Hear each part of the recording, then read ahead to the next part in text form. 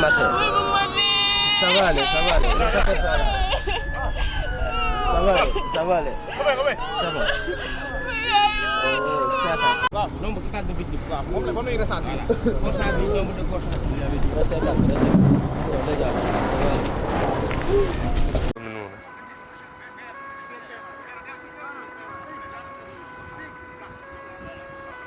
Waaw.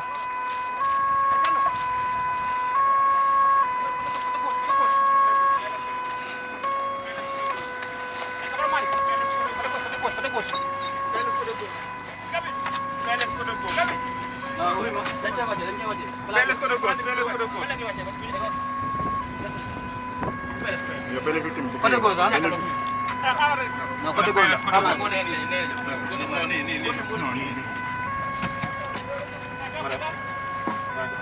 Xam nga lan moo ñu yóbbaale parce que c'est pas que ñu la nekkee xaw ma waaw c'est bon waaw. Excuse-moi.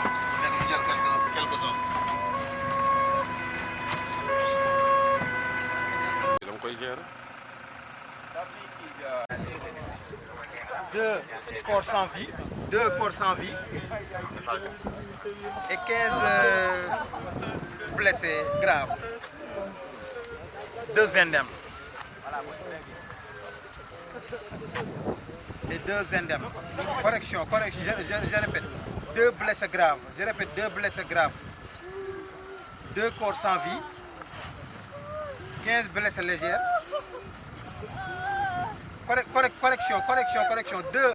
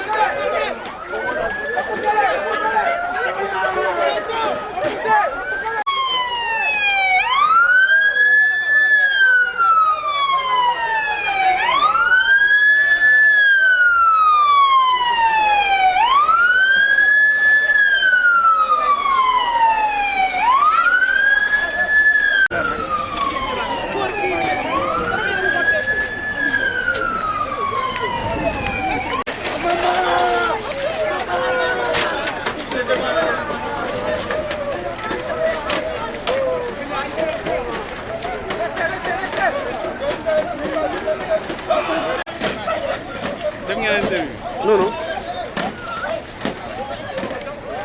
Jëloo photo bi. mooy. jël naa quelque part.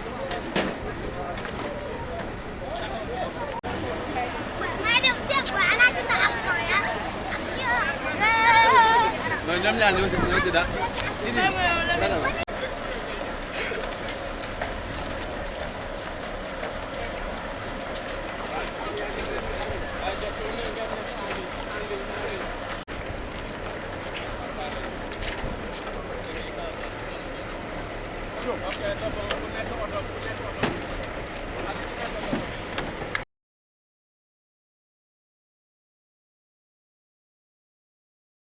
Je suis le colonel François Sambou, secrétaire général de la Haute Autorité des Aéroports du Sénégal. La Haute Autorité qui a pour mission d'assurer la sûreté dans tous les aéroports du Sénégal. La coordination de la mise en œuvre. Vous avez suivi l'exercice. Quel bilan en tirez-vous? Ce que je veux dire, c'est que vous venez d'assister à un exercice grandeur nature de sécurité et de sûreté qui a été conduit ici à l'aéroport international de Cap Skirring. Donc cet exercice de gestion de crise a été mené conformément aux exigences internationales et nationales et avait pour objectif de tester, d'éprouver le plan d'urgence de l'aéroport international de Cap Skirring ainsi que les plans d'urgence sectoriels de toutes les entités qui évoluent au niveau de l'aéroport. Donc le scénario, c'était un scénario un peu complexe qui a combiné des incidents de sécurité, notamment la collision de l'avion avec un oiseau qui a conduit, après son atterrissage, à un incendie du moteur et les passagers qui ont été évacués avec des blessés. Donc, ils ont essayé de pouvoir voir comment que les entités, la coordination se fait. Donc, les objectifs étaient de tester quand même la détection, l'alerte et la réaction en face de menaces, d'évaluer la coordination interservices ainsi qu'avec des services extérieurs et aussi d'évaluer, de vérifier l'application du plan d'urgence de l'aéroport ainsi que des plans sectoriels. Donc tout cela, ça s'est fait dans un cadre bien maîtrisé, sans impact réel sur la sécurité des passagers, du personnel et des installations. Donc à chaud, nous avons fait un débriefing.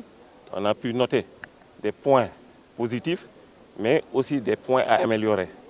Nous allons faire une analyse beaucoup plus approfondie d'ici dans un mois, où tous les acteurs seront présents et on va aller au fond des choses, voir depuis la planification, déroulement et après, afin de tirer des enseignements pour améliorer le plan d'urgence et sa mise en œuvre, ainsi que renforcer la sécurité et la sûreté de toutes les plateformes. Donc je tiens ici à saluer l'engagement, la discipline et le professionnalisme des entités qui étaient engagées. En premier, l'AIBD, le directeur général de AIBD SA, qui est le gestionnaire de l'aéroport, qui est organisateur de cet exercice, les forces de défense et de sécurité, police, gendarmerie, douane, armée de l'air, armée, les unités des armées qui sont dans le secteur, la brigade nationale des sapeurs-pompiers, AIBD SA, le personnel qui est là, le directeur des opérations d'urgence, de sécurité, a été le délégué régional sud et le directeur opérationnel de sûreté, c'était la coordinatrice en sûreté de la AS au niveau de la partie sud. Aussi, il y a les compagnies, ici on peut parler de l'armée de l'air qui a participé activement, qui a mis à la disposition son avion.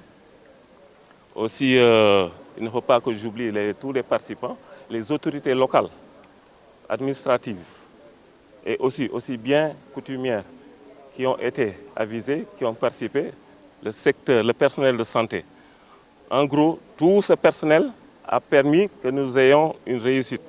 C'est un succès du point de vue opérationnel parce que ça nous a permis de tester le plan d'urgence ainsi que les plans sectoriels. On ne peut pas, il faut que c'est dans le cadre pour qu'on soit prêt en cas d'incident réel. Maintenant, nous allons tirer les leçons qu'il faut.